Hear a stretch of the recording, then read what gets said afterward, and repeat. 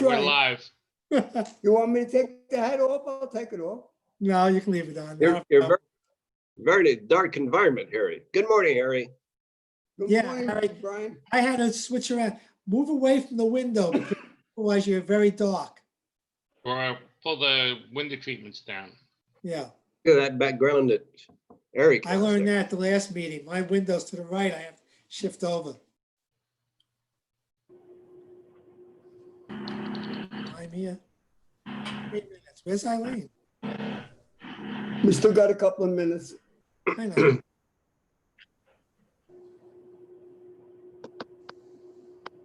So Roger, did you buy a new boat? A new boat? You used to have like a red and a gray one in the back there, didn't you? Yeah, I have. I'm actually on the boat right now. I'm in New York in Sag Harbor. Oh, that's Oh, tough. nice life. That's New York. Whoa. I was trying to get out of the rush of the pandemic. Yeah. How are Frying things in pan New into York the right fire, now? as they say. I'm actually here for 2 months, for the month of July and August. So Nice. that's why you have the window treatments down, so we can't see. Sag Harbor's a nice area, so. How are the Hamptons and everything like that? Are they having problems there? Are they very limited?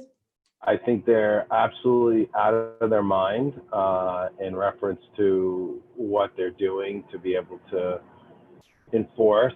If I walk my dogs without a mask on, there are people that are screaming and yelling at me to put my mask on. So it's definitely an interesting environment. But we eat on the boat most of the time, try not to eat out at restaurants and kind of keeping to ourselves. But we have relatives and family, friends here. So it's good to spend time with family and friends. We're gonna Right. go live in about 30 seconds or so, so hang in there. You can tell your boat's moving because you can see the cord on your blind swinging back and forth. I'll turn my Seakeeper on. Almost ready. That's actually the air conditioning blowing that. Are we ready? Let's see. Oh, good morning, Eileen. It's about time. There's Eileen, just in time. I'm checking your text messages. It's 9:30. Good morning and welcome to the virtual planning board regular meeting, Thursday, July 9th at 2020 at 9:30 a.m. If you haven't already done so, please silence your cell phones. Deputy Town Clerk, please call the roll. Is she there? Hello? I'm here. Okay, because we don't You see, hear me? We don't see you. we don't see you.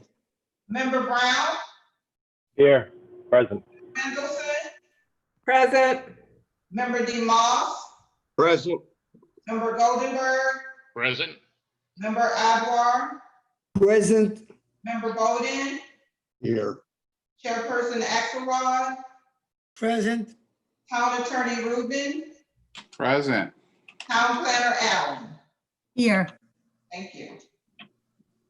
Can we please rise for the Pledge of Allegiance? I pledge allegiance Leaving to the flag, to of the the United States flag of of the United States of America, America and to and the to the republic, republic for which it stands, which is one nation under God, one nation under with God. liberty and justice for all. Liberty and Thank you. justice for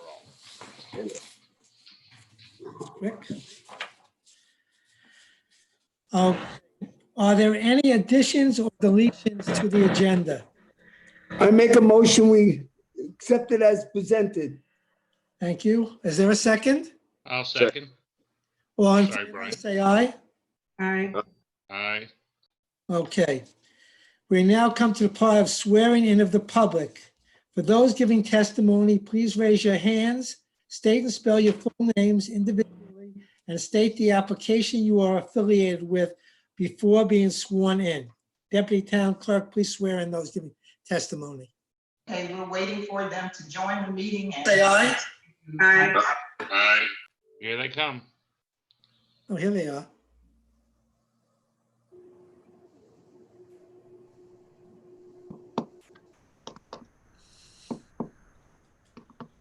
How are you doing? Good.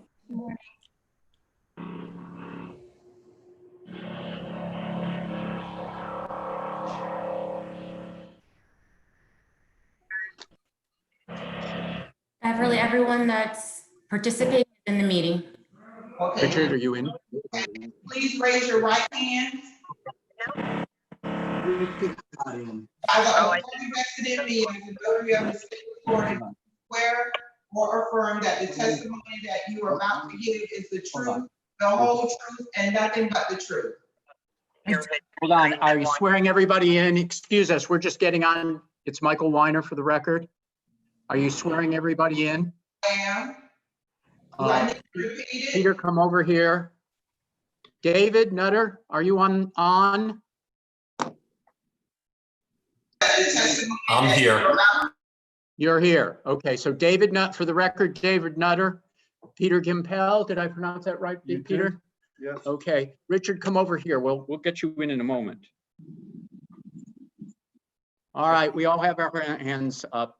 Okay. By the authority vested in me as a notary of the state of Florida, do you swear or affirm that the testimony that you to give is the truth, the whole truth, and nothing but the truth? I do. I do. Okay. Under public comments, the public comments that we received basically have been all and required under item A, 9A. Therefore, the public comments will be taken care of at that time. Number 7, we will approve the minutes. Are there any corrections to the minutes of June 11th, 2020?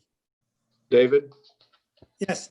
if I may, there was one comment that I made about the new house there in Vito, that it had to do reference with the seawall and if that was going to be repaired, and the architect came in and said it was going to be a new seawall. So I think we should have that in the minutes. Beverly, can you take care of that? Yes, I will. Okay, so Thank we're you. going to move to accept the minutes as corrected. Is there a second? Second.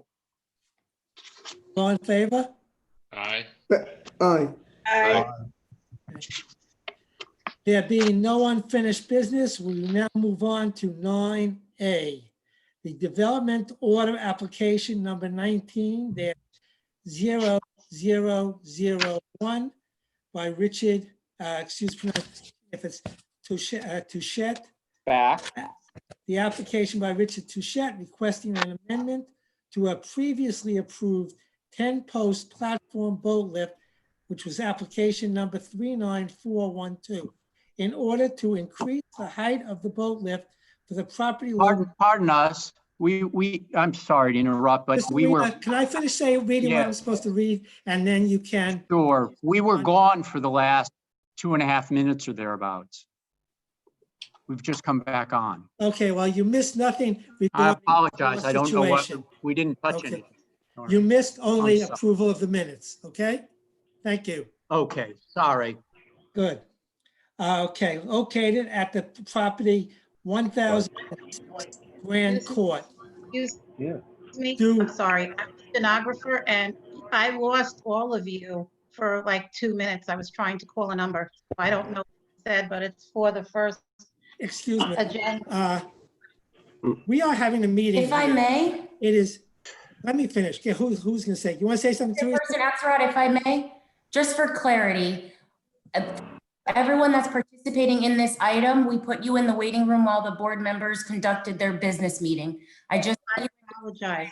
started. I'm so sorry. I thought I missed the first item. That's the reason. No. I- I Thank you. apologize, Chairperson Axelrod. Okay. Do any board members have any ex parte communications to disclose on this matter? Eileen Mendelson? Yeah, I'm not sure this is anything that rises to that level. I'll leave that up to the town attorney, but the law firm involved here, Sachs, and Kaplan, they represent Toscana South, of which David and I are both board members of Toscana South, and we regularly talked to Saks and Kaplan. However, no lawyer that's involved in this case have I ever spoken to. It's other lawyers in the firm. So I don't really think that's an ex parte communication, but I wanted to put it on the record. That's fine. Okay. In that case, as I said, I've never even spoken to anybody. Eileen does most of it, but I'm on that same board. You would figure Okay. it's true, right? Okay. At this time, I now open the public. I would like to report a potential ex parte thing. Yesterday, I went to inspect the property personally, and I did that from the neighbor's property at 1005 and spoke with her at that time. I have no indication that there was anything improper done at that time, but I want to let everybody know it happened. Leonard, are we okay? Yep, Okay. that is an ex parte communication. At this time, I am now going to open the public hearing. Town Planner Allen, please present your testimony and recommendations regarding this. No. Okay, good morning, Chair Axelrod, members of the board. For the record, Ingrid Allen, Town Planner. I would like to start off with a brief background on the previous planning board approvals for the applicant lift. On February 8th, 2017, the planning board approved a request, application number 39412, to install a 40,000-pound capacity 8-post platform boat lift. The packet that the board actually reviewed at this meeting is provided on page 29 of your agenda packets. Actually, it's attachment number 1. So in that attachment number 1, you will see, again, the agenda packet for this particular item and all the backup materials that were provided to the board. On October 11th, 2017, the planning board approved a request, again, under application number 39412, to add 2 additional posts to the previously approved 8-post platform boat lift for a total of 10 posts. If you go to attachment number 2 in the agenda packet before you, it starts on page number 74. Again, you will see the staff report that was presented to the board at this meeting and all the backup materials.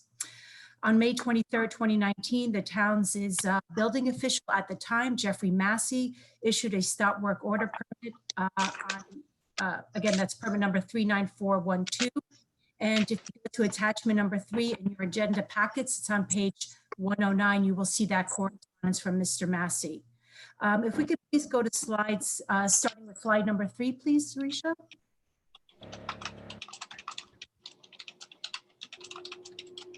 I want to show the board an aerial of the property. This is 1006 Grand Court. If we go to the next slide, please. These are pictures that were taken by the town's co-compliance officer of the boat lift, how it currently looks. And if you go to the next slide as well, please. Thank you. So the applicant again is requesting an amendment to a previously approved 10-post platform boat lift. Again, this was under application number 39412. The applicant's development order application indicates that the height of the lift pilings are to be modified and that the revised plans distinguish between the height of the boat lift pilings from the height of the existing dock pilings.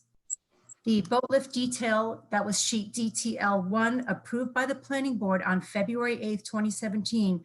If you go to page 69 of your agenda packets, you'll see a copy of that detail sheet. And we could actually go to slide number 11. You will also see the detail sheet. So this particular detail sheet, again, this is from February 2017, the approval by the board. It indicates that the height of the boat lift piling and existing dock pilings are at 4 feet above the existing wood dock. Now, if we go to the applicant's newly proposed boat lift detail, which is on page 125 of your agenda packets and slide number 9, please. Okay, this is a newly proposed boat lift detail provided by the applicant electronically on May 11, 2020. The hard copy was provided on June 22nd, 2020. Now this reflects the height of the boat lift pilings at 12 feet above the existing dock decking, while the existing dock pilings are shown at 4 feet above the existing dock decking. As a result, the proposed boat lift pilings are 8 feet higher than what was previously approved by the board. Section 30.131 of the Town Code defines boat lifts as the bottom of the keel of any boat shall not be hoisted greater than 1 foot above wall elevation, and in no case shall the lift be higher than the superstructure of the boat when lifted. In addition, Section 30-68H of the Town Code provides the following provisions regarding mooring facilities, which includes boat lift. Section 30-68H1C specifically states that they will not create a hazardous interference with navigation, endanger life or property, or deny the public reasonable visual access to public waterways. Section 3068H4 shall not cause a hazardous interference with navigation, endanger life or property, or deny the adjacent property owners or public reasonable visual access to the public waterway. Section 3068H3 of the Town Code states that the building official may request evidence prepared by a recognized marine expert demonstrating the proposed mooring facilities will not be a hazard to navigation and will not deny reasonable visual access to public waterways. That said, the applicant's newly proposed plans were reviewed by Applied Technology and Management, Inc., ATM, who is a coastal and marine engineering consultant. Dr. Michael G. Jenkins, ATM's coastal engineering principal, provided a technical review report. If you go to attachment 4 in your agenda packets on page 112, you'll see his full report. His review findings include, and these are the findings specific to the boat lift height. Number 1 on the staff report, on page 14 of the staff report, the top of the lift beam is not shown on DTL 1, but appears to be proposed in sheet DTL 2. The elevation of the lift beam relative to the design and any fixed datum is not provided. This is a material change to the structure. Regarding the requested elevation, the information provided by the applicant is insufficient to determine if the lift beam or pile height as proposed is necessary to meet the design intent. 3, the draft of the vessel is not presented in any supporting documentation, as is the elevation relative to the lift beam. Given the intent of the lift is to raise the vessel above a nominal water level, the draft of the vessel is a determining factor in the height that the vessel needs to be raised, and consequently the height of the pilings and the superstructure needed for the boat lift. Number 4, no justification for the revised plan dimensions in terms of function or need. Number 5, the proposed design of the boat lift shows a keel lift elevation of approximately 5 feet above mean high water. It is unclear why the vessel needs to be raised to this height. The town code includes consideration of impacts to adjacent properties, including views, and therefore the height of the piles and elevation of the raised vessel are relevant to these provisions and require justification regarding the proposed design elevations. Now, Dr. Jenkins recommends that as a basis for design evaluation and justification of impacts, additional information and justification is needed by the applicant with regards to the lift pile elevation, the inclusion of a lift beam at the top of the structure, and the design elevation for the vessel when lifted. A response letter was provided. It was dated June 12, 2020. This was a response letter from the applicant to ATM's report. These responses were provided by David Nutter of B&M Marine Construction. The full response document can be found in attachment number 5 in your agenda packets. This starts on page 119. I've highlighted some of Mr. Nutter's responses here in the staff report. Mr. Nutter indicates that the lift piling height is not typically called out on plans, but is approximately 7 feet higher than the dock surface. Mr. Nutter indicates that the change in the piling is not from 4 feet to 12 feet, but instead from 7 feet to 12 feet. Now, staff's comment is that the plans approved by the planning board, which I showed earlier, again approved February 8th, 2017, indicate the height of the lift piling and existing wood pilings at 4 feet from the existing wood dock. Based on these approved plans, the applicant's proposed change to the lift pilings is from 4 to 12 feet. Mr. Nutter also indicates in his response document that the Florida Department of Environmental Protection and the Army Corps of Engineers have approved both the initial 8-post and subsequent 10-post boat lift. Staff's comments that the applicant has previously obtained FDEP approval. The self-certification file number, I did reference that in the staff report. However, based on the applicant's most recent FDEP self-certification document on file, which is dated June 24, 2017, The self-certification automatically expired since construction of the project was not completed within 1 year from the self-certification date. I do want to make the board aware that section 30-22 of the town code states that when acting in a decision-making capacity, the planning board shall approve with conditions, or deny an application for development approval. Now, as previously noted, the town's coastal and marine engineering consultant, ATM, recommends as a basis for design evaluation and justification of impacts, additional information and justification from the applicant is needed with regards to the lift pile elevation, the inclusion of a lift beam at the top of the structure, and the design elevation for the lift when lifted. Now, if the board should decide to approve the applicant's request, then staff has listed some conditions for approval. Again, if the board should decide to do that. These are based on the applicant's plan set that were date stamp received by the building department on June 22nd, 2020, and they do include the following. Following approval by the planning board and prior to initiation of construction, the applicant will be required to obtain a building permit. Their prior building permit number, which is 39412, expired on May 30th, 2020. So they would need to get that building permit from the town's building department. Prior to issuance of a building permit and pursuant to section 30-35 of the town code of ordinances, costs incurred by the town's expert ATM must be fully reimbursed by the applicant. Prior to issuance of a building permit, the applicant shall provide approvals by both the Florida Department of Environmental Protection and the United States Army Corps of Engineers. And pursuant to section 30-20 town code, completion of all conditions of approval shall occur within 2 years following the date of approval by the planning board. I am to address any questions. I also want to advise the board that the town's marine consultant, Dr.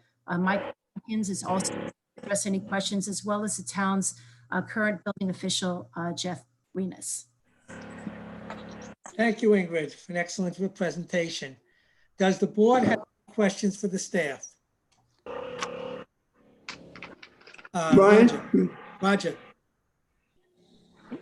I'm sorry, but I'm actually kind of confused, and I'd appreciate it if you would just shed some light. The approval was for an 8-post lift, but yet the photograph shows that there's a 10-post lift, 10 posts that are actually in the ground. And then it says it's a 30,000-pound lift or a 40,000-pound lift. I'm actually kind of confused as to what was approved, what was actually done, and what they're looking for. I understand the height issue, but why are there 10 posts in the water now when there's only 8 that were approved? And why is it 30,000 pounds that was approved and now it's 40? Okay, I'll be happy to clarify that. So yes, the planning board did review a request for an 8-post platform boat lift. That was on February 8th, 2017. It's for a 40-pound boat lift. If you look at the attachment number 1, let me get to the page. On page 31, you will look at the staff report. In the staff report for that particular meeting, it says that the installation, it's for an installation of a 40,000-pound capacity boat lift. Now, I can understand your confusion because when you look at the plan sheet that accompanied that staff report on page 69 of your agenda packets, the actual plan sheet, DTL1, actually says 30-pound 8-post boat lift, but the actual staff report does say 40,000-pound boat lift. So there's an inconsistency there. But again, when you look at the staff report, it was clearly for a 40,000-pound capacity boat lift. Subsequent to that approval on February 8th by the planning board, that was in 2017, the applicant came back before the planning board on October 11th to request 2 additional posts. That would be for a total of 10 posts. And that was again granted by the planning board on October 11th, 2017. Eileen? First of all, Ingrid, when construction was halted by the town, why were they stopped? What was Yes, if you go to attachment number 3 in your agenda packets on page 110, you will see the correspondence from the building official at the time, Jeff Massey, he gives an explanation for the stop work order. I've actually summarized some of it on page 13 in the agenda packet, the staff report. Mr. Massey did indicate in this correspondence that the bottom elevation of the boat lift beam is 4 feet, and therefore placing the bottom of the boat lift beam any elevation other than 4 feet, whether it's lower or higher, would constitute work not according to plans as defined in Florida Building Code 107.4. Again, this is on page 109 of your agenda packet attachment. So does that mean that, that notwithstanding all the other approvals they didn't get, that this is not to code, even with what was by the old planning board, that they weren't building something to code? Correct. They Okay. got an approval So for 4 in feet. addition to asking for something with more posts and higher up, they want to, and they didn't get any permission from either other agency yet. They want to do something that violates the town code, building code.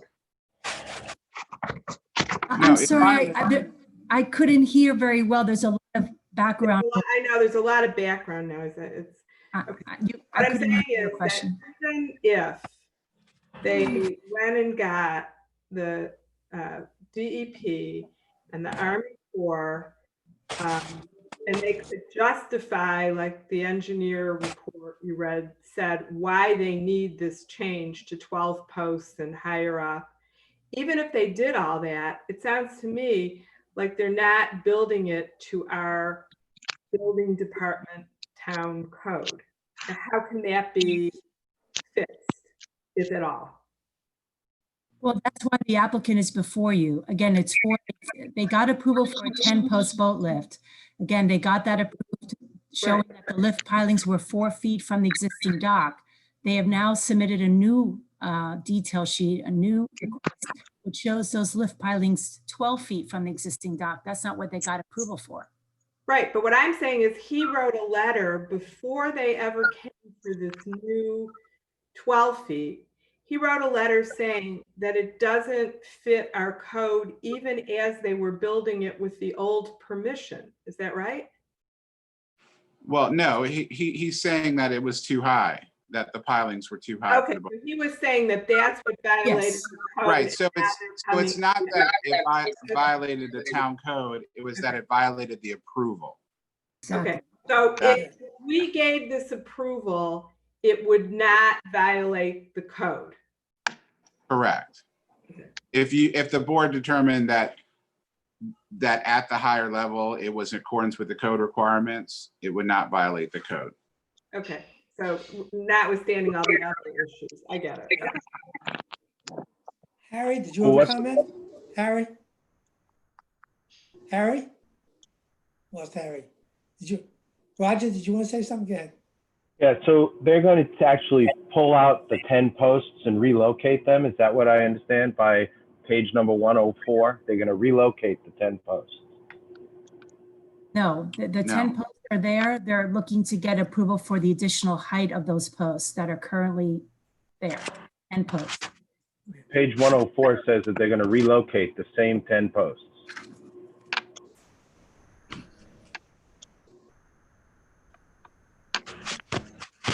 And, you know, I David, have can I say- I have to say that I'm a proponent of boat lifts, but when I look at the aerial photograph, like the photo that you showed of the actual property with the property lines of the building next door, it seems like there's very little space between the lift and the other property lines that are there, and it doesn't really look like there's a lot of navigable space in the waterway.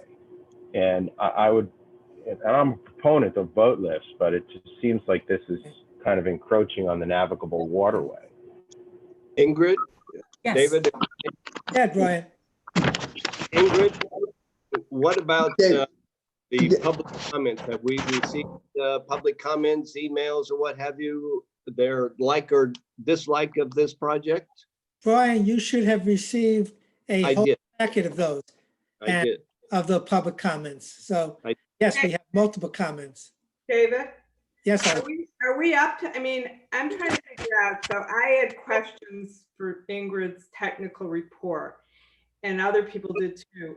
If there's no more questions from the board about that, what do we do next? Do we discuss? well, first of all, I have some questions for Ingrid, but then we will follow up and we'll let the applicant basically have statements unless we have if you have a question for the building or somebody or something like that. Other than that, we later on will get into a whole discussion with you can question anybody you want. Okay. Okay. Okay, I have a couple David, for Ingrid. I and would then like I'm to gonna- say something. Go ahead, Harry. Go ahead. David, Go ahead. it's about 1.5 years that I've been fighting with Mrs. Allen in reference to the gentleman, this Richard Hutchett, whatever his name is, and his neighbors. One wants to sell his home, and the other one is very upset that he wants to put in this big Okay. lift that extends out unbelievable. Okay, We've been at I'm Braemar sorry, go ahead, Isle, Harry. we look down at that. And it's only 25 feet between where the lift is gonna be and where our intercoastal North Marina is. And it really is not something that we want as Braemar representative. okay, And it's not what the neighbors want. okay. All right. Send We- out we a got- public notice. Can I say something to Go answer ahead. right now? That Let him is, say, that yeah. is public comment sort of thing. We will get into that. That's public comments? Yes, Okay. Ingrid, I have a couple of questions. Number one, this amendment is specifically asking for an increase in height for this project, correct? The lift pilings. Yes, they right out of the pilings. That, however, the building permit has expired. Also, the expiration of the Florida EPA has expired not only because of time, but because there has been a change in the project. So they would have to go back and get a new certification based upon the change of the product. The other question I have for you is Grand K Architectural Board had to approve this initially for this to go forward. They have not been, I'm gathering they have not approved this change in size. Is that correct? You know what, I will defer that question to the town attorney because I know he's familiar with the HOA and what they actually Right. can We, do. we don't enforce the HOA requirements. Okay, So we only enforce the town code requirements. The HOA requirements are essentially private contractual rights among the members of the association. but So we we can't only take look that, at, but we can't take that into effect when we're considering this, however. it's just, I That's mean, you still can take it as public public comment. comment, sure, but Yeah. it's not, their requirements are not our requirements. We only look at the town requirements. But Mr. Chair, may I have 1 sec? Are they moving the pilings, Ingrid, in response to Mr. Brown's question? Are they moving the 10 pilings? I don't see that they're moving the pilings. I mean, they look like they're in the exact same location Yeah, I didn't think so, but I Understood. wasn't. I wanted to be clear about that. The drawing Saying what I says have just- that they're moving them. Saying what Well, I have just said, Ingrid. That Oh. drawing, Mr. Brown, that is from the second approval that they received from the planning board in October of 2017. That sheet that you referenced, that's from the second approval back in 2017, October 11th. That was the plans that they had submitted as part of their application. Ingrid, okay, Ingrid, in the basis of my statement, what I want to know is, do we have a choice besides approving or not approving? Do we have the ability to go back and say that they have to resubmit a new plan for us to approve to go forward? Can we do that? You want a new plan in terms of what? I'm In not- other words, request that they refile a plan for this boat dock, a request for a new, going forward, totally new, with the pilings, with everything that's been requested within the consultant's discussion.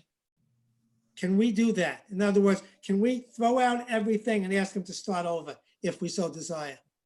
No, You want to address that? Okay, no, they have a valid town approval. Now, they do have to get a new building permit. They do have to go back to FDP, but they do have a valid town approval for 10 pilings. The only issue here is whether the board wants to allow the increase in the height. right. Because when it was approved, it was called out as 4 feet. Now it's 12 feet. That's the whole issue before the board today. And if I'm correct, there is nothing in the code exactly about height of a boat lift. Is that correct? About the height of the pilings, correct. Pilings, I'm sorry. There is no maximum height that's Exactly, okay. code. Eric, do you have a question for Ingrid? Yes, but the height of the pilings, first of all, as Roger, I am a proponent of boat lifts. I think they're for the structure itself and the boat, it's much safer. But did they disregard the approval for the height of the pilings? In other words, were they approved for the 4 foot or even the 8 foot and now they're 12 feet? I'm a bit confused about that. Right, so again, the detail sheet that was first approved by the planning board in February 8th of 2017 showed the lift pilings at 4 feet from the existing dock. That's what they got approved for. So at this point, can we literally take a saw to those pilings if it's not approved and bring them back down to 4? Well, as the town attorney mentioned, they have an approval for the, 4 feet, yeah, from the existing dock.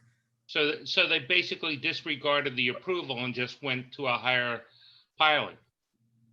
That's what I'm confused about. Attorney Rubin.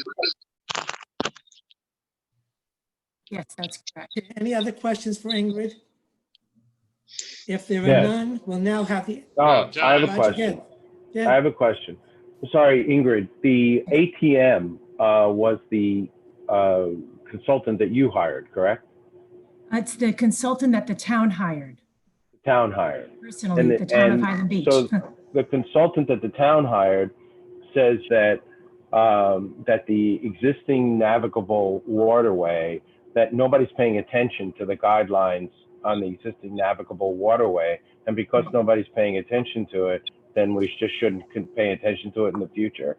Because, I mean, it's a 0 lot line home. And on a 0 lot line home, he only has one place to be able to put the boat lift. And it's a really big boat lift going out 17 feet. And I just see, I'm reading the page 115 of the ATM, page 115 of the packet, which has the ATM report on the navigable waterway. And he's basically saying that nobody's paying attention to anything in that canal. So, you know, if nobody's paid attention to it in the past, why are we paying attention to it in the future? I don't know that I necessarily agree with that. Well, again, Dr. Jenkins is here if he would like to respond to that comment. Can we yeah, do it as we go further on? Because we all get a chance. Sure. You know, stuff like that. So let's try to move this along. The applicant, whoever's going to speak for them, may now present their I thought side. John had a comment. Thank you, Chairman Person Axelrod. Appreciate it. Thank you, Ms. Allen. Before we start, some things have come out in the conversation that I think it's important to dispel. This is the third time that this is really being evaluated.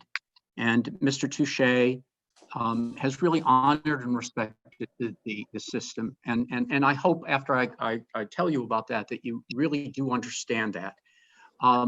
Mr. David Nutter's on the phone with us. He's always put the plans into the town. He's built numerous docks in the town. Actually, David feels strongly that the original set of plans were appropriate and correct and called out all the items. and that the review of the plans were done in such a fashion that information was asked for that had never been asked for before. We reserve all rights. We must. This is obviously an important matter to a homeowner. It's his property. I must say that for the record. But I'm not looking to pick a fight here or make this personal or find out that there's a good guy and a bad guy. There isn't. This is the third time he's been back. Evidently, as you heard, there was a change in building officials. One building official noticed a difference in the plans that another building official did not notice, but also notice those 10 pilings were not installed until permission was received, hearings were conducted. The 30,000 to 40,000 was disclosed at hearings. So I just want to dispel for a certainty that no one has tried to do this at midnight. It's just the opposite. We're here for an additional hearing over a small issue. All the other items have been evaluated. With that, Mr. Touche, who's here, and myself say with the greatest respect, we understand that we should go back and discuss the issue.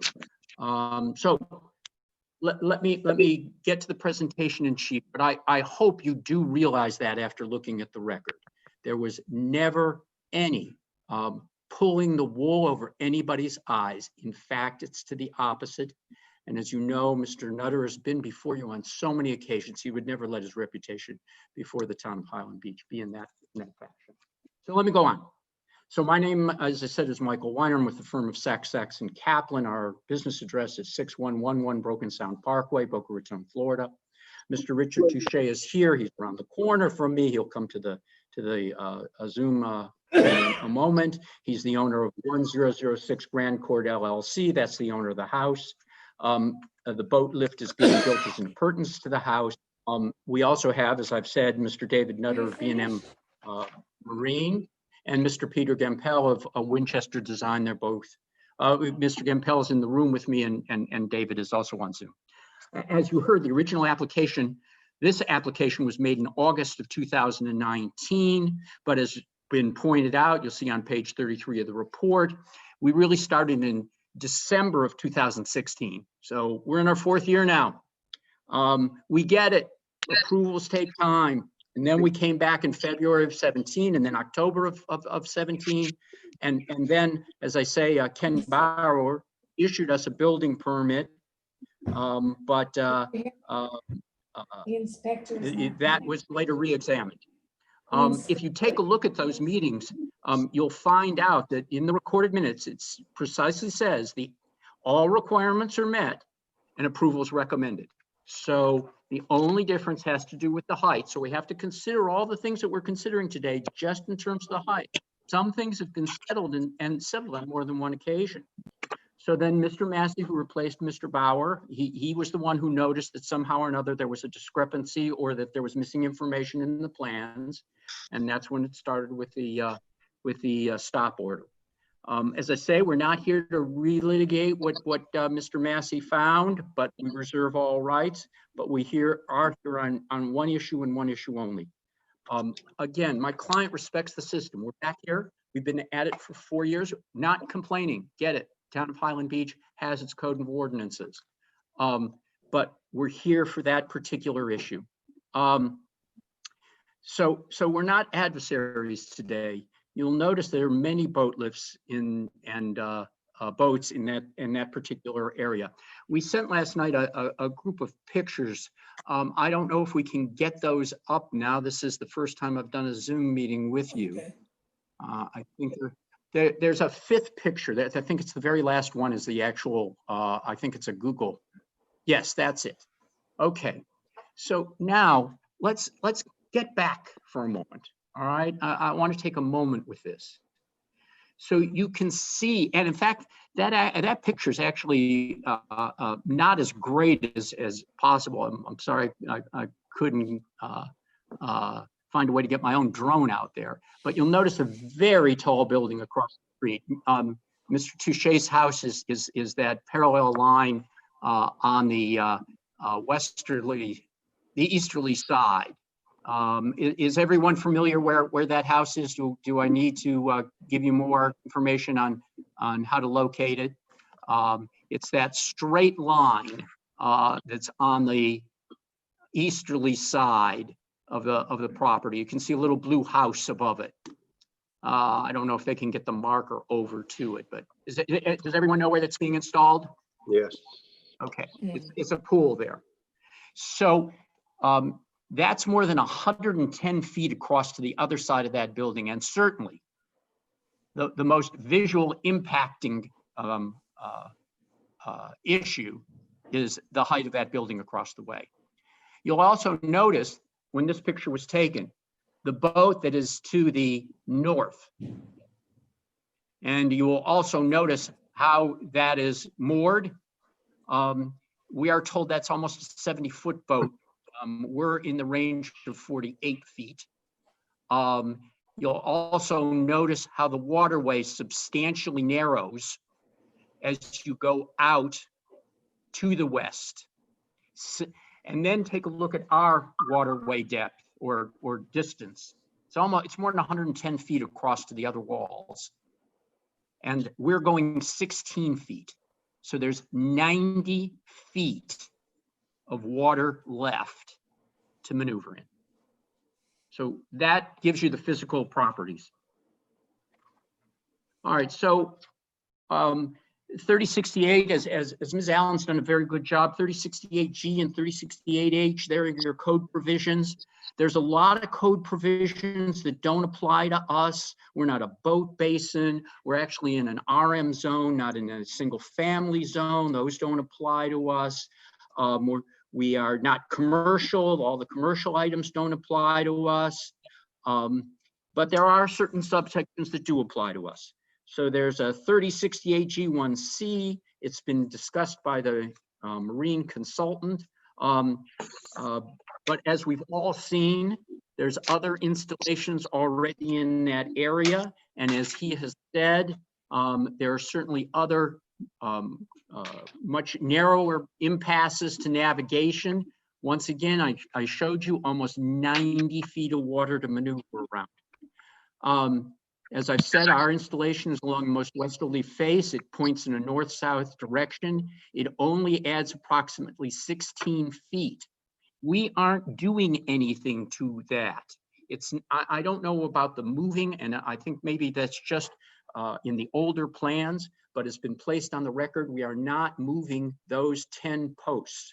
So the only thing that you really can consider anyways is how the height might affect navigation. Twice before you looked at where those posts were, twice before you looked at the 90 feet, and twice before the board said it's okay on navigation.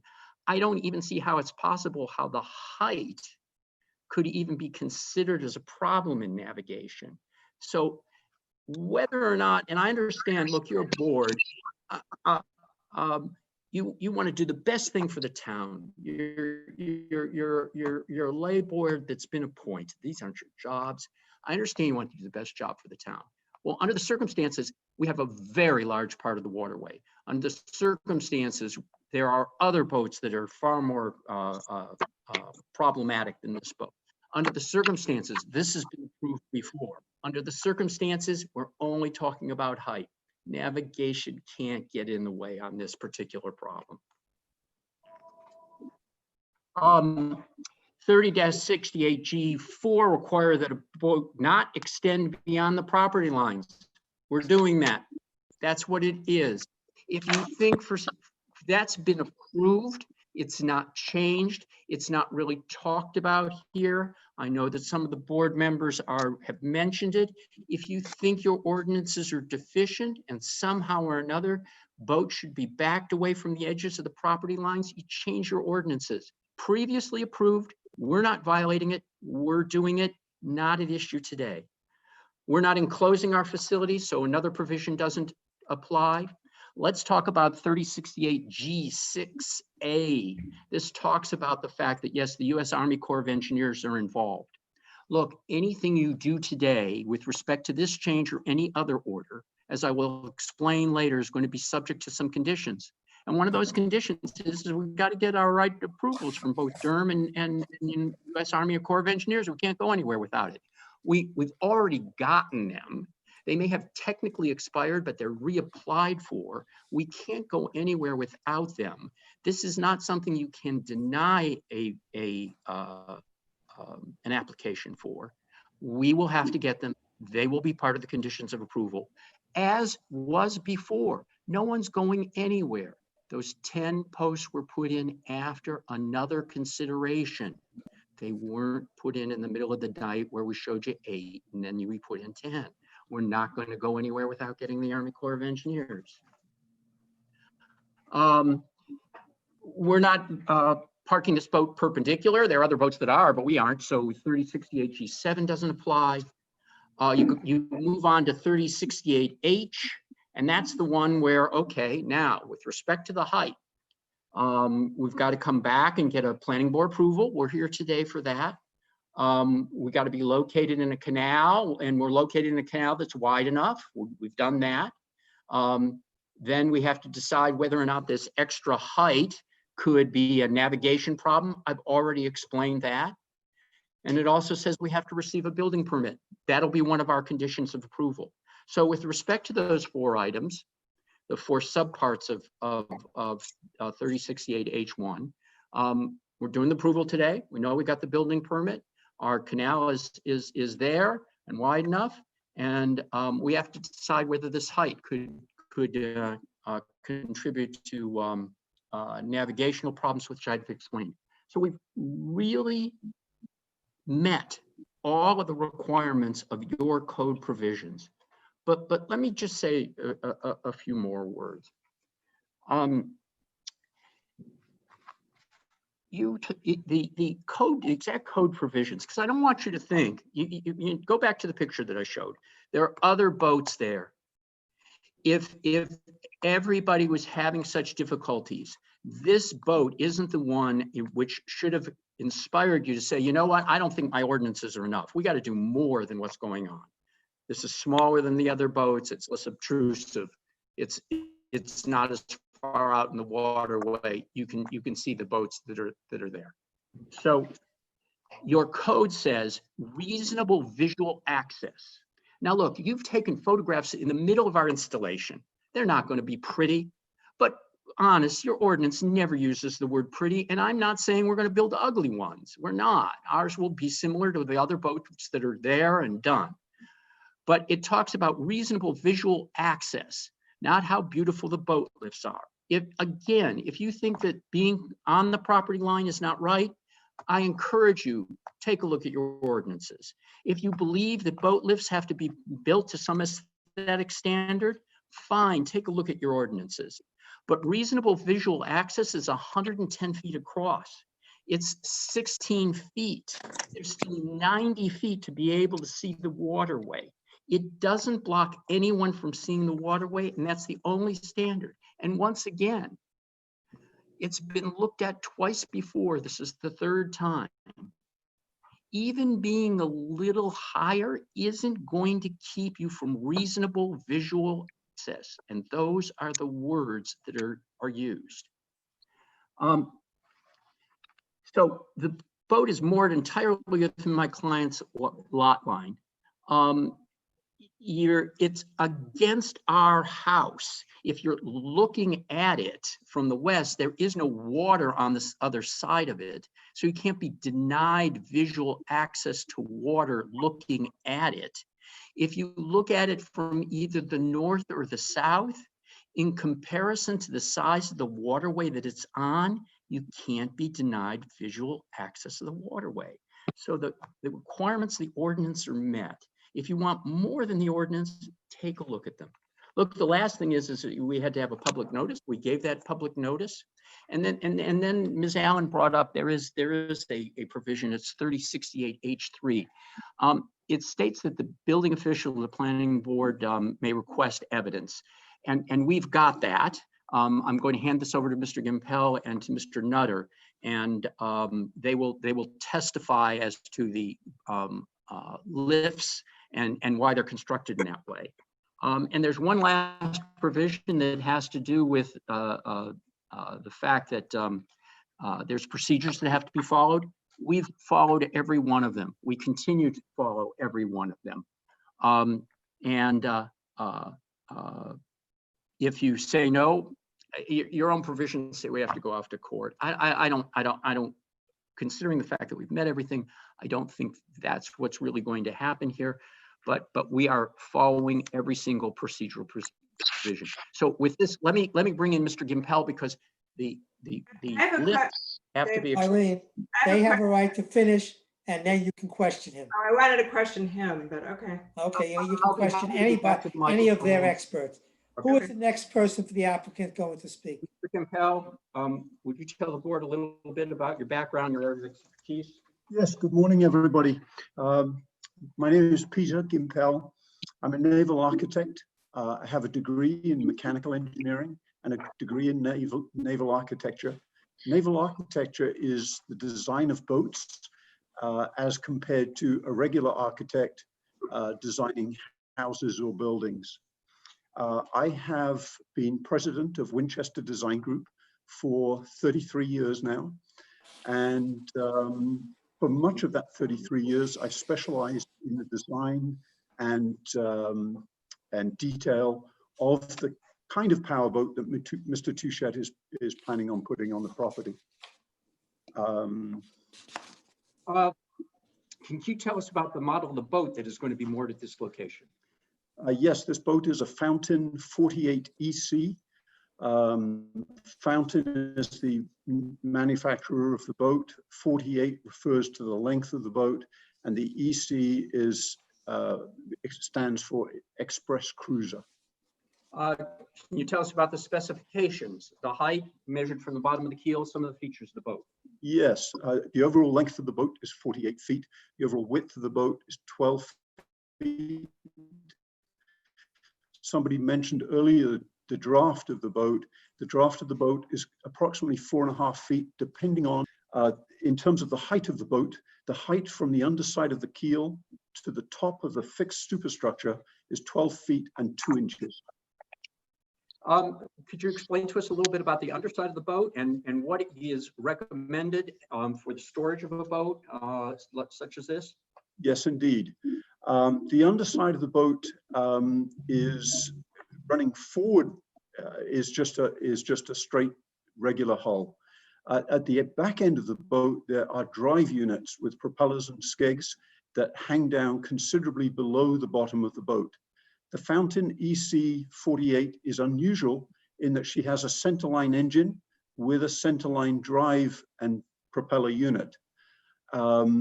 The reason that is that I raised that is being on centerline, it has to be mounted deeper into the water than engines off to the side of the boat.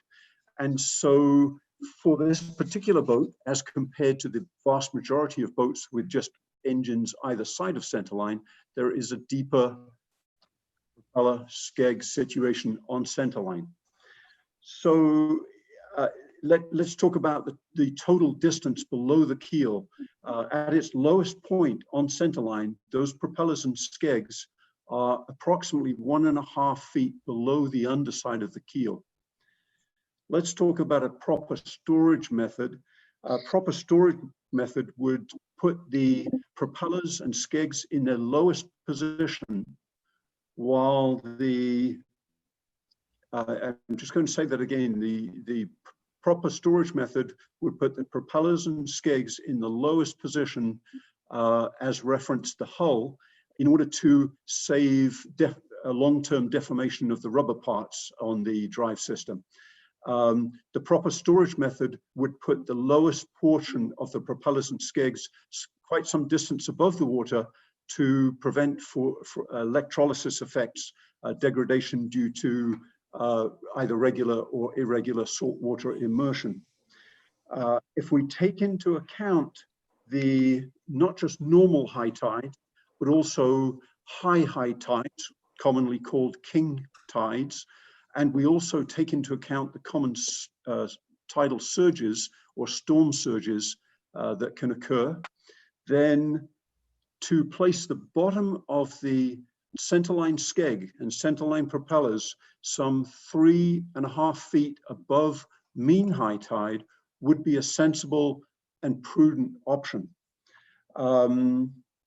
If we consider that those propellers and skegs are 1.5 feet below the keel, that places the keel at approximately 5 feet above mean high tide to give this prudent height for storage to protect against water, including storm surge. If we put it at that height, this also gives a situation where when we have extreme storm surge, then the boat is protected, the lift is protected in terms of damage from extreme storm surges. So it just makes sense. So to answer the last part of your question, for prudent, proper storage, it just makes sense to locate the keel, the underside of the keel, approximately 5 feet above mean high tide as a minimum distance.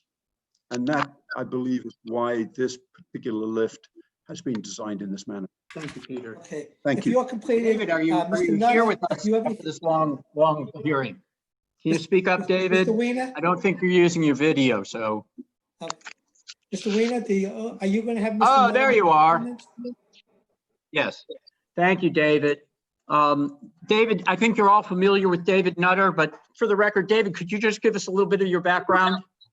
I don't think that's necessary for timing thing. This is not a court, although it's a semi-judiciary. Let us just go on and let him. You'll accept him as We'll an give you the expert, benefit then that that's we know fine. who Mr. Nutter is, and that Mr. Nutter will just present what he has to say. Thank you. David, will you now report to the board why, with respect to that particular statement where the town's engineer says that he recommends a design evaluation and justification of impacts in regard to lift pile elevation and the inclusion of a lift beam at the top of the structure. Will you explain why it is that you've done those features and having heard Mr. Dampel why the boat's stored? Mr. Weiner, Yes. this is not a court, and I would appreciate it if you would let Mr. Nutter speak without telling him what he has to say. Oh, would that be okay with you? Let me run the meeting, let Mr. Nutter speak. We have application. We do not need you to lead the meeting. Okay, this is not a. Mr. Chairman, We understand what you're doing, but I want to hear from Mr. Nutter on basically why he did what he did. Thank you. Can we go ahead? Mr. Chairman, he does have the right to ask questions of his witness. It's But a he's due not process. asking a question. He's telling him what to say. Well, I think he was asking, but go ahead, Mr. Weiner. Proceed. Go ahead. Thank you, Attorney Rubin. Chairperson Axelrod, I want to give you the greatest amount of respect. We all know this is quasi-judicial, but there are important facts.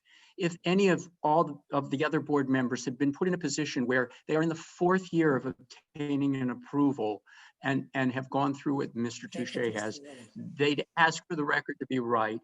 I realize the next place is court. I don't want to go there. And I certainly thank you very much for your advice. So let me try to go and do this faster. David, they know you.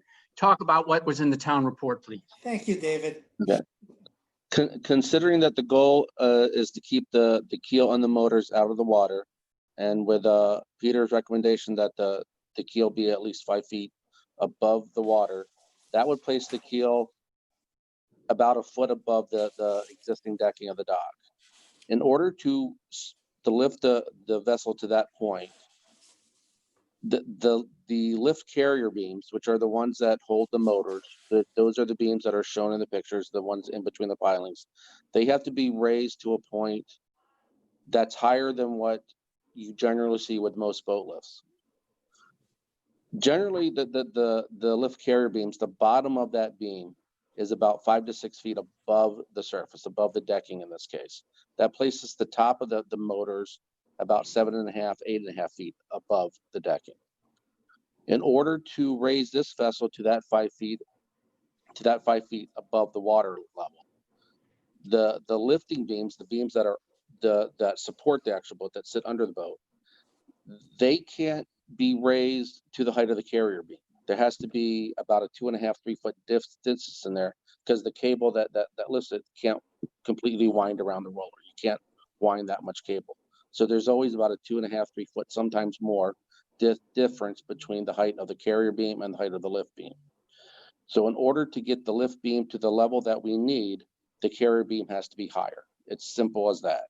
And in order to get this vessel up to the deck or 1 foot above the deck, which is the max allowed by the city, we want to raise the carrier beam by an extra 18 inches. And that's all we're really talking about is an additional 18 inches. David, let me ask you one more question. Because the way the hearing started, there was some consideration that somehow or another someone was attempting to put something by the city. The 4 feet that was on the original plans, that was just the existing pilings. You never were trying to hide anything, were you? I mean, I know I didn't ask you that question when we prepared for this, but it's come out that somehow or another there's some kind of feeling that we've done something without trying to follow the rules. Can you comment on that? The original plans and the plans for the first modification when we changed it from an 8 post to a 10 post, the 4 foot dimension was referencing the existing dock pilings. Yes, we drew the lift pilings to the same height, and that was just a simple mistake on our part. Generally, those lift pilings are always higher than the dock pilings by about 2-3 feet. That was just a simple, stupid mistake on our part that we should have just drawn them higher. It was never our intention to put those pilings to a level of 4 feet above the decking. All right. Thank you. Mr. Weiner, are you finished or? Look, Chairperson Axelrod, I know that you want to move on. I have some other things to say, but I have a feeling the public are going to be speaking, so I'd like to reserve some time for a rebuttal after that, and I'll finish all my remarks, and then I'll be quick and to the point. Okay.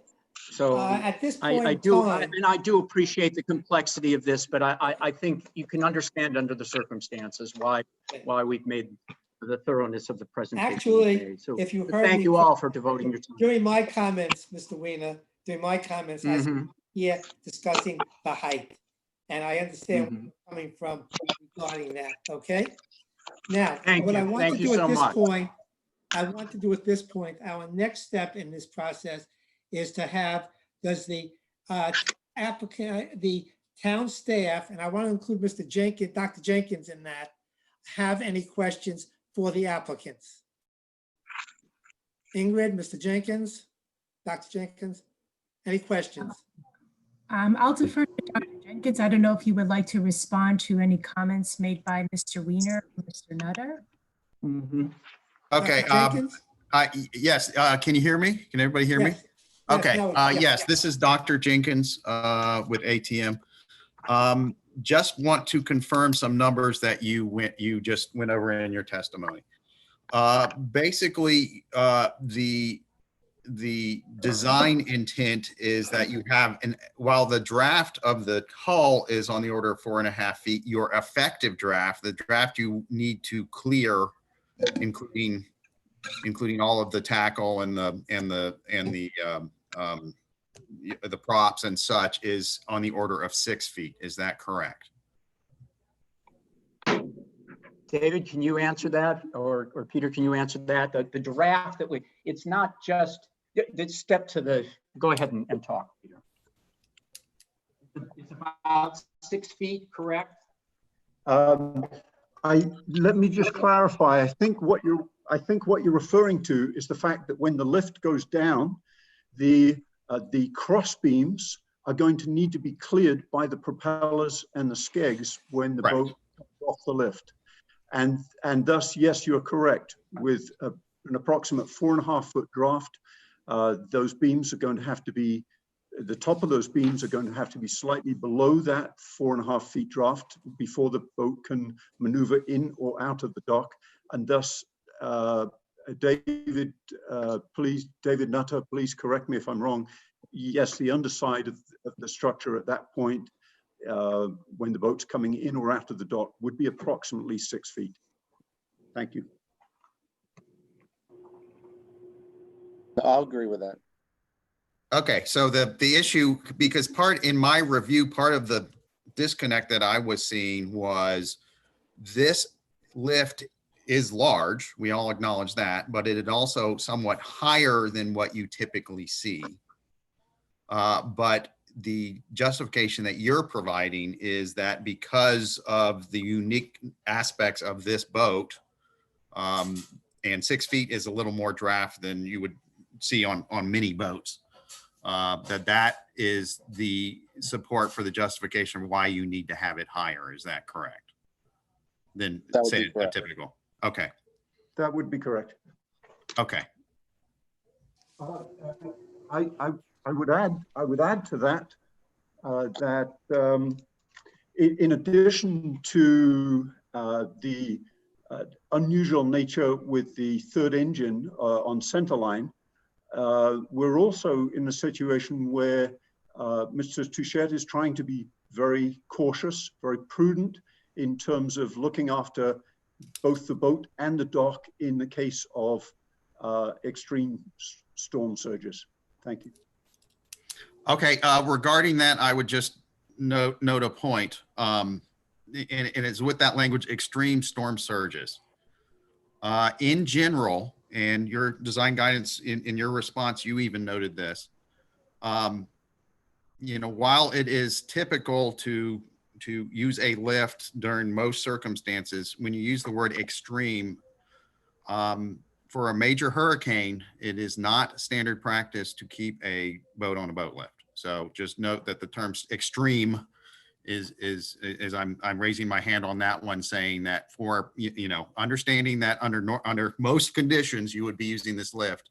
For a major hurricane, you know, lifts are not typically designed for that kind of load. You are absolutely correct. And the moment I walked away from the camera, I realized that my terminology with the word extreme was never intended, because the reality is an extreme tidal surge could be 20 feet. And we know that things would be a disaster at that point. So yes, the intention is very much to deal with an unexpected minor storm surge, as opposed to, yes, if we've got a hurricane coming through with a projected 16-foot storm surge, that boat needs to move. Thank you. Right, and I would also just, and David, and I know you're going to say yes, this structure is designed for, you know, typical conditions, you know, acknowledging that it's not designed for hurricane wind loads or anything. That these kind of structures are not designed for that. Typically, a boat lift is designed for hurricane winds, like around up to 155. This particular design, because it's slightly different with the carrier beams in between the pilings instead of sitting on top, they might not be able to reach 155. But again, you know, in those type of storms, the boat's not going to be there. Correct. The issue, again, I was just reiterating that because of the term that was used previously about extreme, that just clarifying that under, you know, major hurricanes, boat lifts, and it isn't just this one, it's other ones in the town too, you know, boat lifts are not standard to be used during hurricanes. Correct. And then just to respond to something that one of the other board members said previously, just to clarify regarding my report, my report did not recommend that the town should not consider issues regarding navigation. It was just that the current code does not provide the tools that you would really need to manage that going forward. So in terms of a recommendation, I would completely recommend that the town consider provisions to the code that could address, you know, issues with navigation in the town. One of my points being that the current code does not give you those tools to do that. I have no further questions. Okay. Any other questions for the Eileen, there's a protocol. We'll follow it. We're going to get to open up the questions for the board in a minute. We're going to move on to public comments, and the staff has recommended, and we're going to follow. There were 10 public comments. I will read off the names of the people. However, in the mode of keeping up with time, I'm going to read the names of the people, and then I will summarize basically the 4 things that were basically mentioned in these subjects. I know that all board members have seen these public comments. I don't know if the applicant's attorney has, but I'm certainly sure we could present with those if necessary. The people, and they all basically want this request denied. There's Ms. Kathleen Kennedy, Mr. Mark Siegel, Jerry Verola, Phyllis Gendal, Connie and Anthony Strianese, Kathy and James Guerreri, Paul Resnick, Keith Neufeld, and there was an email sent to us recently from a Stephen Pastor. Basically, the summary of the public comments were the following. Basically, visual, that there was visual blockage, that this boat lift would be an eyesore. Again, the discussion which has gone was a question of navigation. There was a question of reduced value to their property. And finally, Mr. Touche, who was also, they mentioned that he was selling, so why was he doing this? Those were public comments. Again, if anybody wants to read them other than the board members who have, we can certainly make them available. That being said, now time for board members to question both the staff, the applicant. So please raise your hand. Eileen, you've been trying for a while. Go right ahead. Okay, so, I don't know a lot about boat lifts, but the boat in question, which my first question was, when I read Dr. Jenkins' report about why it was necessary, and it seems that it's been answered that it's necessary because this is an unusual boat and it has to be higher than most boats because of something, okay, whatever that is. And what I want to know is in 2017, when this approval was given, was that the boat that was going to be put on the lift? That's the first part of my question. The second part of my question is, if it wasn't, when did the boat, if they've already bought the boat, when was it bought? And was it in connection with buying that boat that that it was raised up more so that the town code person or building person noticed it and stopped construction? Is that the impetus for changing it? And to the issue of the 4 feet was a mistake in the plan, if that was the plan that was approved and then you realize that it wasn't right, and then the boat needed to be higher, I'm not sure why the town inspector had to catch that. Why wouldn't you have come back to the town that it was a mistake and you bought a higher boat, and this could have been discussed before we got to this point? So those are some technical questions I have about the mistake and the height and the boat lift and the peculiarities of the boat. And I have one other question with respect to Michael, when you listed all the code provisions, said that you had met them all. When we got to reasonable visual access, it seems to me that in the law, as in always, when you have the word reasonable is, a concept that's usually for litigation, discussion. People have different ideas about what's reasonable, but it seems to me that the reasonable visual access means that, a lot of qualifications would be taken into effect to decide whether or not it would be reasonable to the ordinary person in a situation if their visual access was somehow changed or not acceptable. So that's sort of a comment, but I would like the answers about the boat and the 4 feet and the lift and the changes. As You part want of to that answer the question? Shall I go ahead? You want me to take all the questions and then respond from all the board members or board member by board member? No, Whatever your let's pleasure. answer the questions as they come along. It'll be easier. All right. Richard, are you on your, can you be seen? Do you want to come and sit here, or are you, okay? We can see it.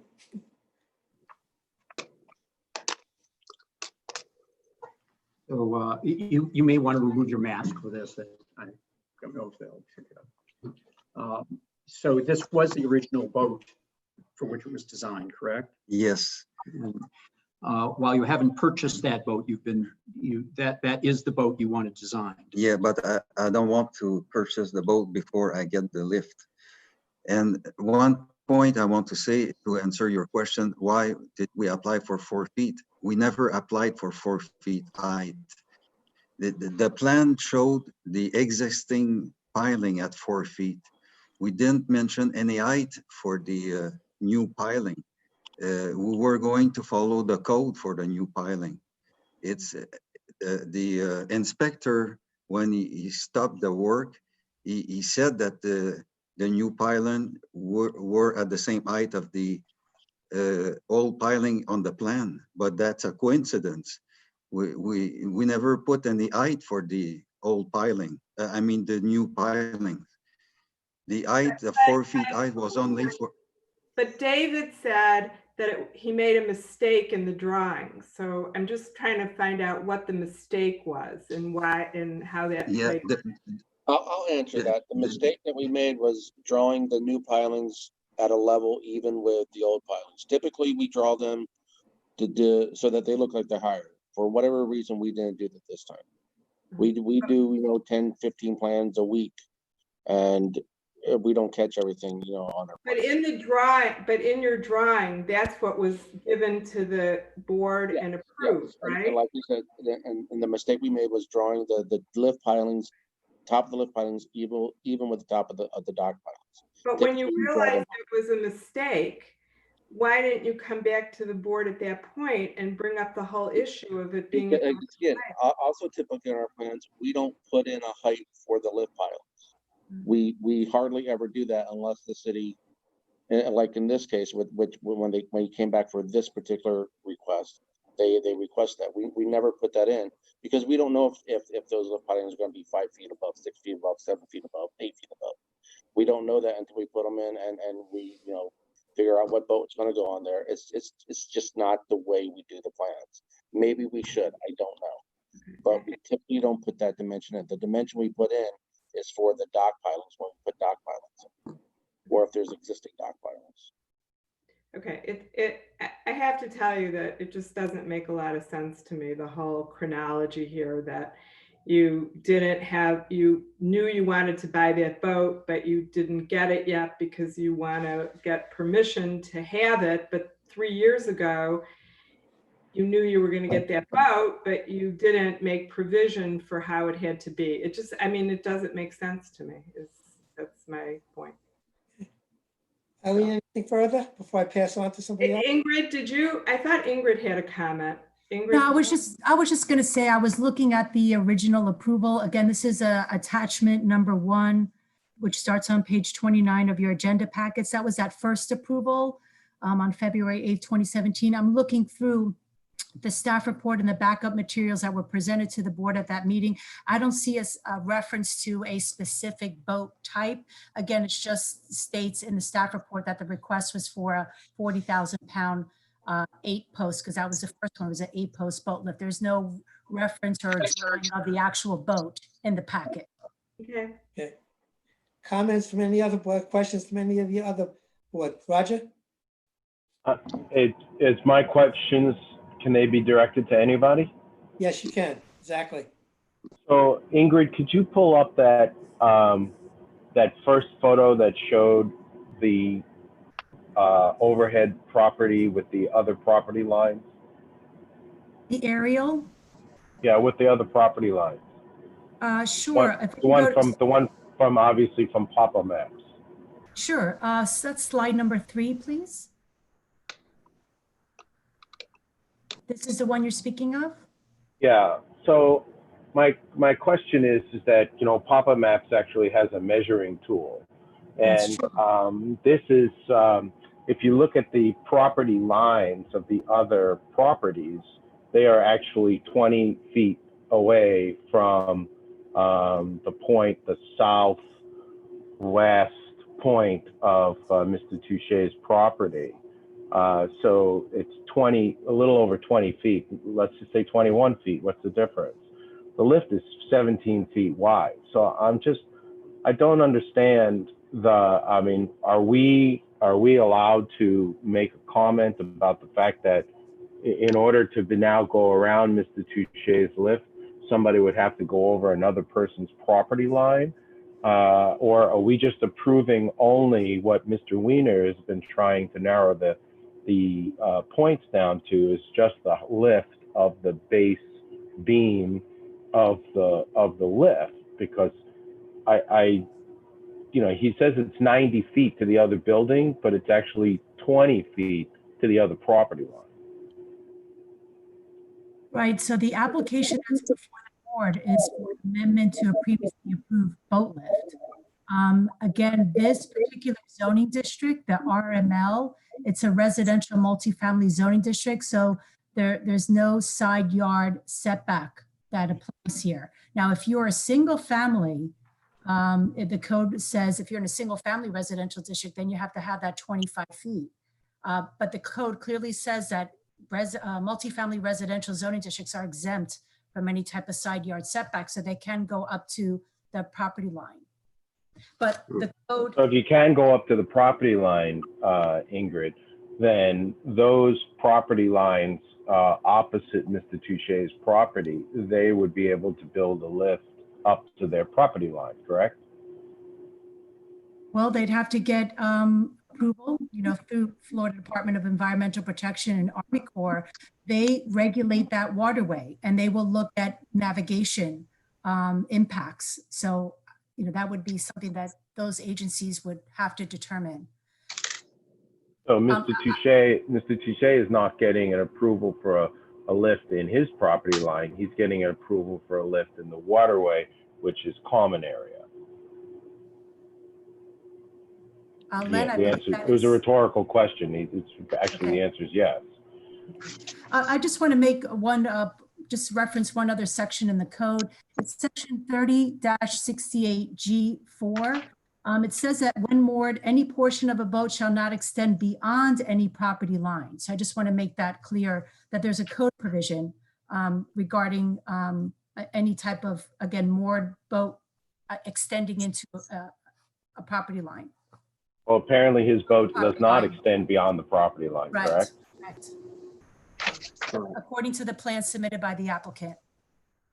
So just so I'm clear, Chairman Axelrod, are we looking at only the height of this boat lift as Mr. Weiner is trying to narrow the issues, or are we looking at the boat lift in its entirety and whether it's the right thing for the town or not?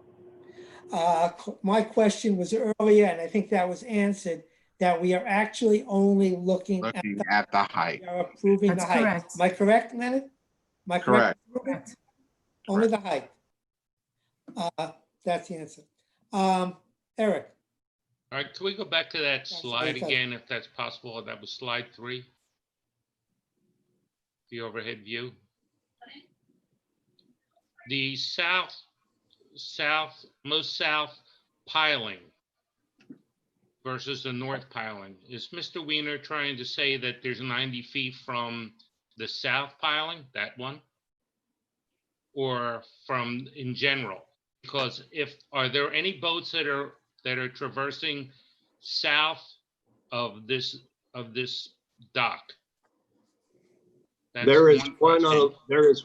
Eric, there is one on a lift just south of his property. Well, I'd like to know what the clearance from the southernmost post is to the building across the way, number one. And number two, does the boat extend, the outdrives extend further than the post? Well, I can answer that question. First of all, the outdrives are on the north side, not the south side, according to the drawings. And according to the measuring tool, which I'm using right now on Papa Maps, there's from the southernmost point of Mr. Touche's property to the seawall of the building across the way is 70 feet to the seawall. All right. But it's 20 feet to the property lines. And when the boat is lifted up on it's, I presume, a cradle lift, how tall will the boat be above the pilings? Are we having a tuna tower on it? Is there going to be any additional structures? The top of the superstructure will be about 12 inches above the top of the piler. Thank you. That's with the 12-foot piling. Are there any other questions from any other members of the board? Yes, I have a question. This is John Bowden. John, I'm sorry, go ahead. I understand that this issue relies only on the change that has to do with the height. But it is my feeling, my judgment, excuse me, that by increasing the height, we do thereby infringe on some of the other issues such as the view and some of the more aesthetic type things for the neighbors. So considering only the height without considering the effects of this additional height having as not appropriate in my mind. Thank you.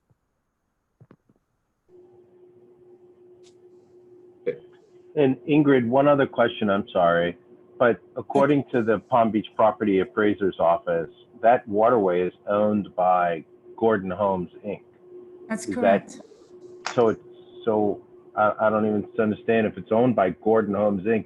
Do we have to get approval of them too? No, that is correct, that it's owned by that property owner. I guess that's a totally separate issue, what's before the board. Again, the board is looking at an amendment to a previously approved boat lift. That's a separate issue. I'll wait, I think. David? Go ahead, Brian. Brian. If I may, is the house up for sale? Where the dock is supposed Richard, to? is the house up for sale? Yes, but I'm not renewing the listing. Richard had a listing. He says he is not renewing. Come over here so you're on the record. I was a little bit discouraged about what is happening. You know, for me, having a boat lift is important. That's why I bought that house. So I decided to sell it, but now I'm not selling it anymore because I decided to stay there. So I'm not renewing. The listing is ending this month, and I'm not renewing it. Okay, and if I'm correct, you said you had purchased the boat yet. Is that correct?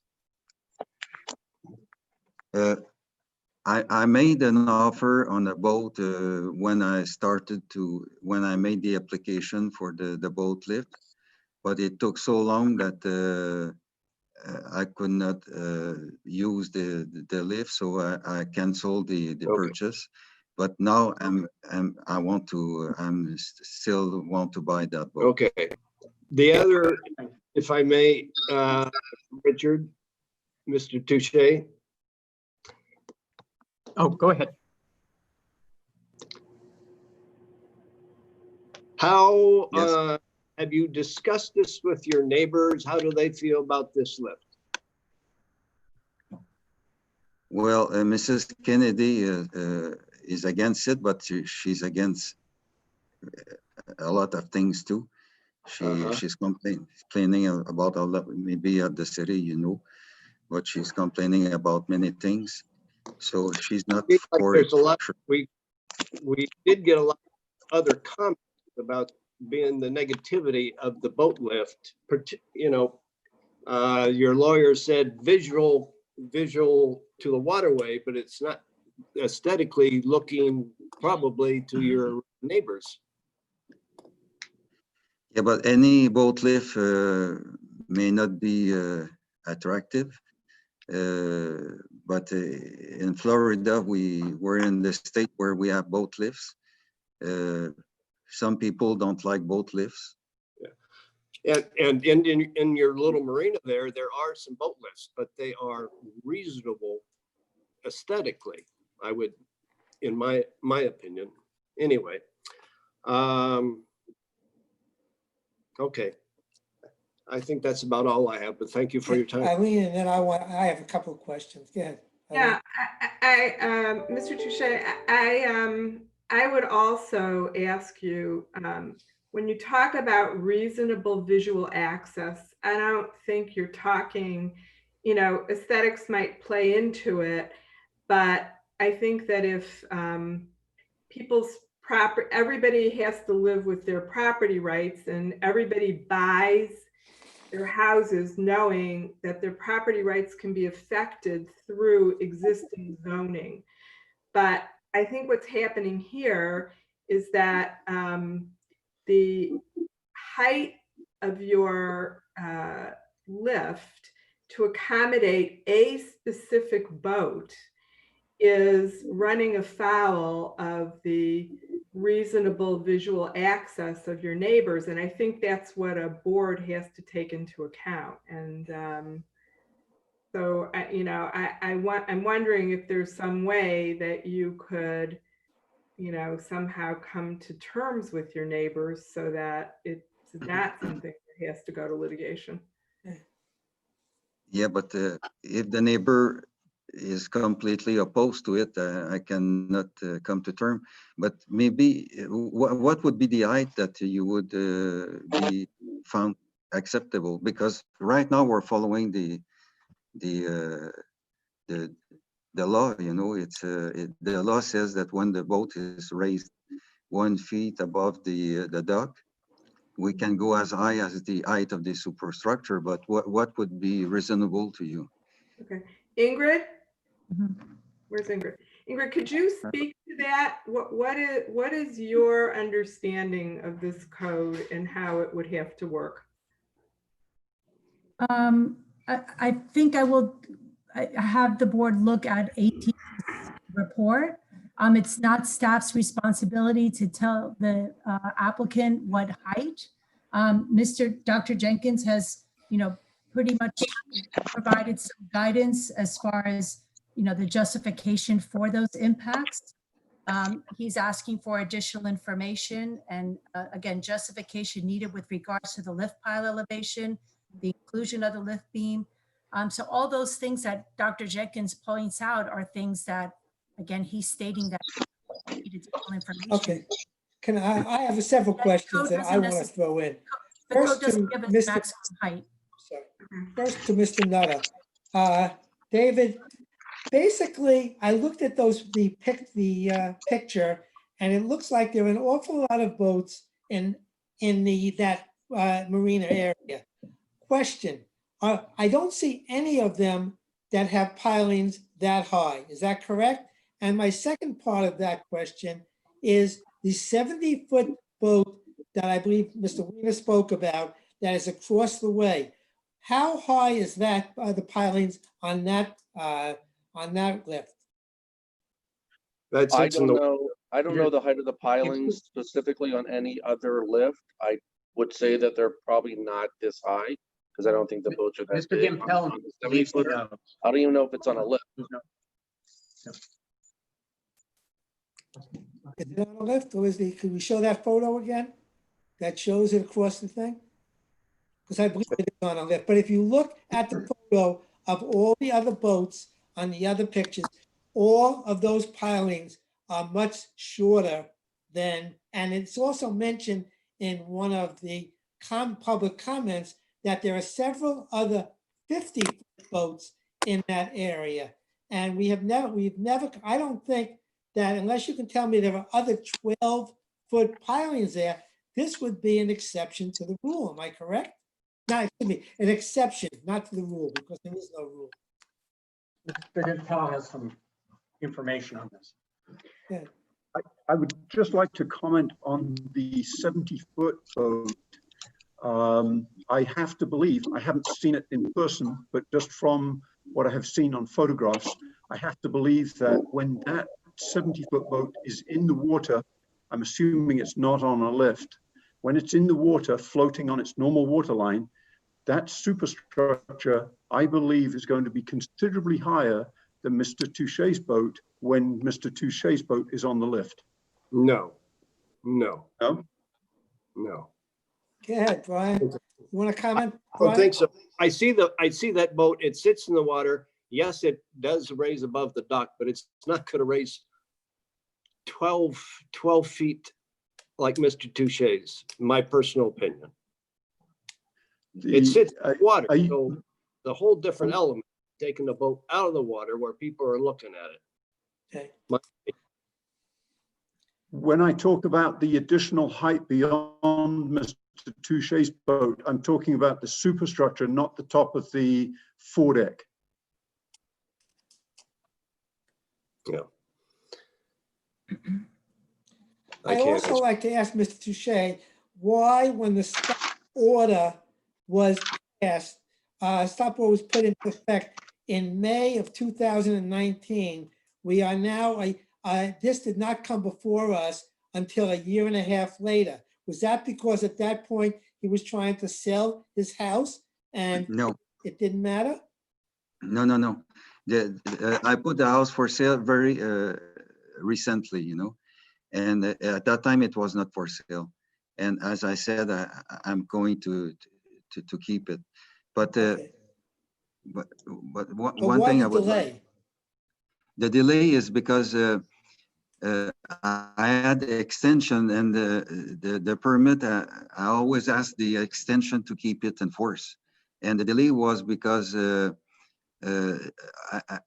was negotiating the price with the builder of because there was some increase in the price, and we had to adjust for the price, and that's the only reason. But there was no delay beyond that. Now, also, you mentioned Miss Kennedy, but your right next door neighbor, I believe, is at 1004, Mr. Pastor, has also made a complaint regarding this. Have you spoken to him? He's right next door, I believe, 1004, 1006. No, I don't know him. I never spoke to him. Well, but he's your next door neighbor. And Pastor is on the other side of Ms. Kennedy. Okay, are there any other questions for anybody? Any other comments by anybody? Eileen? Yeah, I'm just trying to figure out, I mean, nobody likes litigation, nobody wins in litigation. So I'm trying to figure out, and we have all these comments, we have 10 comments. We have this, these issues about, that it was a mistake, that it wasn't clear, that then it was violation of our, of our building permit. Like, is there some kind of, deal we can make here that would, satisfy some of the neighbors that it's not so totally unreasonable with their access, their visual access, and that would satisfy Mr. Touche to not have to litigate it or start all over with a new permit. I mean, I'm just seeing if there's any room here. I mean, I don't know. Well, nobody builds a lift with four feet high tiles. It doesn't exist. So that 4 feet didn't apply to the new piling. It applied to the old piling. Usually it's around 8 feet. So Could we have a moment? And Mr., can I make a response to, I like to make I'm a going to response put it to on that. mute. In your, and I think the rebuttal by, there was some mention of the fact that it wasn't 4 feet, it was really 7 feet. Okay, so let's discuss the fact that if it was really 7 or 8 feet, and you just mentioned 7, you mentioned 7, 8 feet. Is there a situation, I don't know if we can do this as a board, if we reduced it to a normal, let's say 7 to 8 feet, not 12 feet, so we're bringing it down about 4 or 5 feet. Is that possible?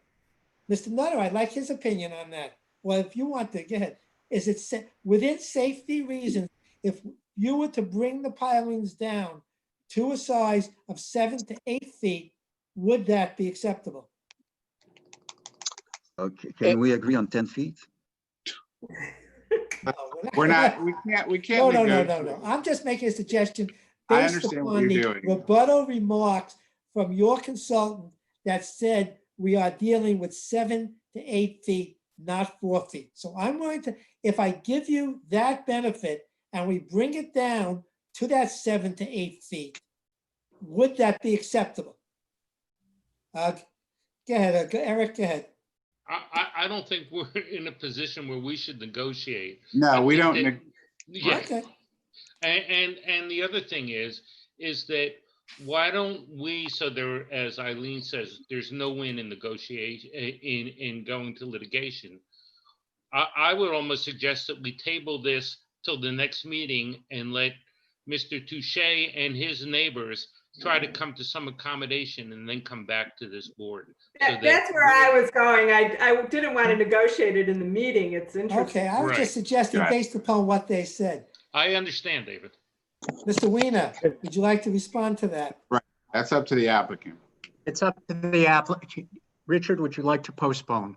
I wouldn't get in the way. Postpone not for approval or disapproval, Right. but to see if you can come to some We would table it for and 1 compromise month. with the neighbors. Table it for 1 Let's hear month. from the town attorney. I want to do this right. Yeah. So what we could do is continue it till the next meeting to afford you sometime, is it Weiner or Weiner? I don't want to mispronounce your name. I really don't care. I'm from Cleveland, so it's Yeah, Weiner. so as long as you don't come All right, good Weiner. called late for dinner, I know. So, right, exactly. So we would continue it for a month, so we don't have to re-advertise it. We continue it to the next, whatever the next date is, and Beverly can tell us what the next date is. And if you want that time to maybe reach some sort of compromise, that's up to you. And But maybe the board seems amenable to continuing it if that's something Richard, that's what is your acceptable. call? It's a yes or a no. What would you like them to do? The yes or no? Richard, we can't, would you like it postponed or do you want to hear from them? If you want to hear from them, I have closing remarks I have to make. Or If you they'll want to make a postpone, we can postpone. Okay, but what happens if we don't? Then we're back there. If we can't reach an agreement, we're back. The only thing that I would ask is I do know you've spent a lot of time with us. I would like to make closing remarks. Let's table, just give me an opportunity to make closing remarks. Maybe they won't be necessary at all, but there are good answers to some of your questions. Navigable waters and the owner of property, the owner of surface rights, there's a whole, don't worry, you're allowed to go over the top. But let me summarize that. If in fact we can take this off your plate, but Richard, you are the client. You agree to a postponement. Yes, Richard, you're saying yes. Yes. Let's say, So can we'll we agree hear to a from Richard, postponement to please? the next meeting. Can we hear from Richard, please? Richard, you got to come here and tell.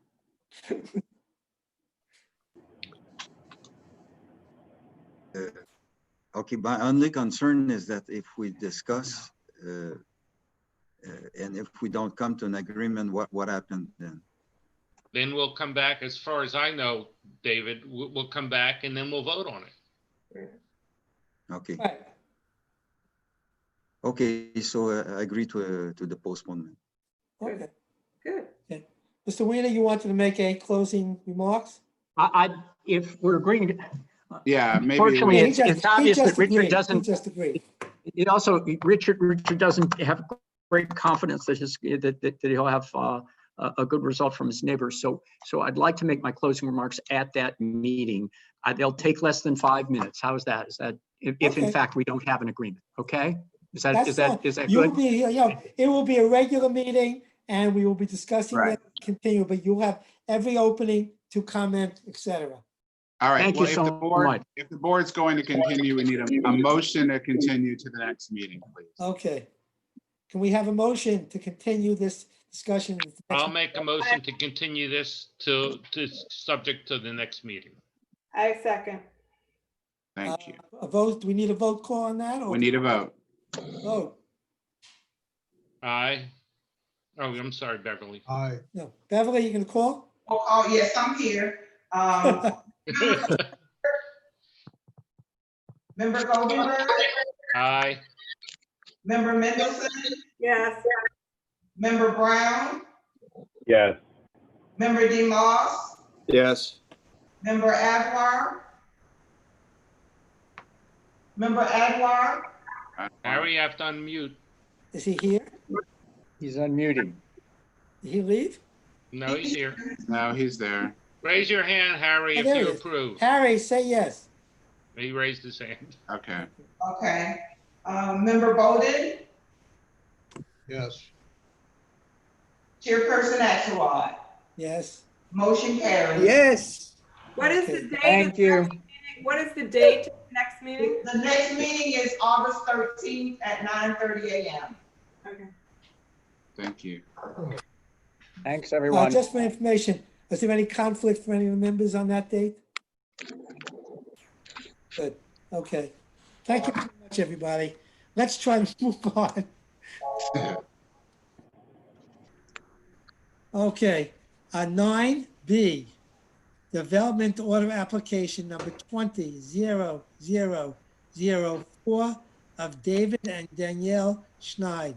Application by C-Tech Construction, special exception approval to remove a 160 square foot existing dock, install an 820 square foot marginal dock, install a seawall cap along an existing 200 seawall, and install all 2 seawall returns for the property located at 4410 Tranquility Drive.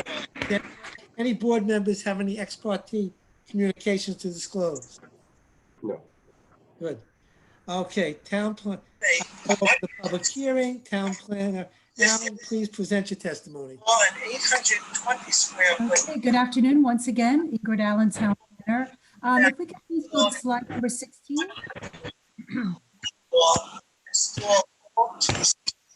Harry? Sorry.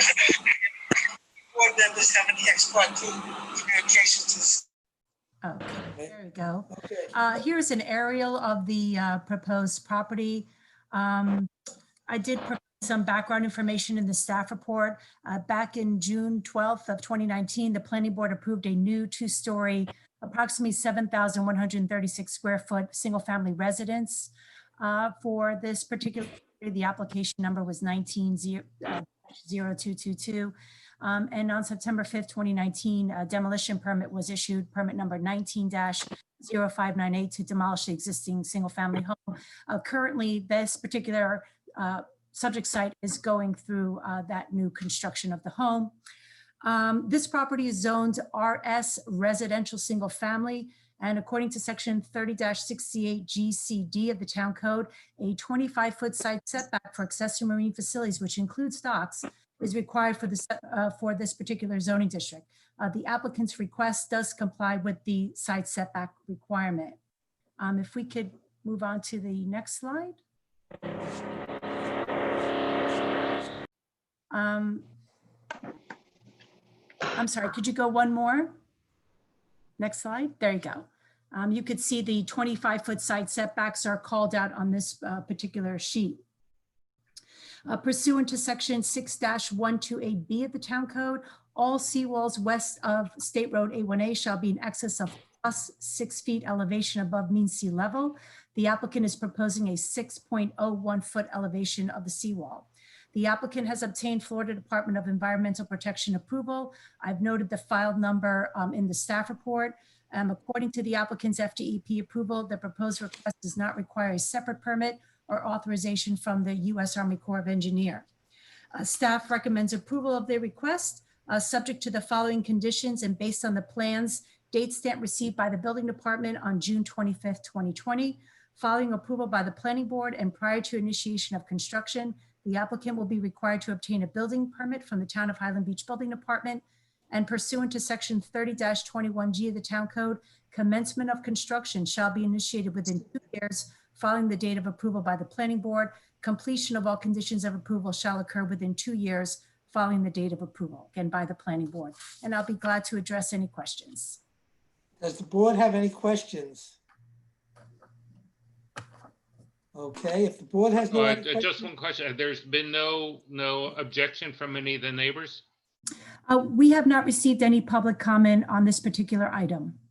All right, thank you. Okay. Does the board have any questions for the staff?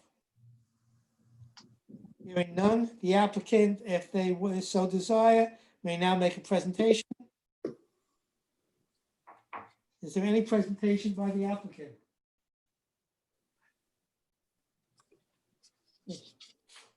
Okay, if there's no presentation, does the town staff have any questions for the applicant?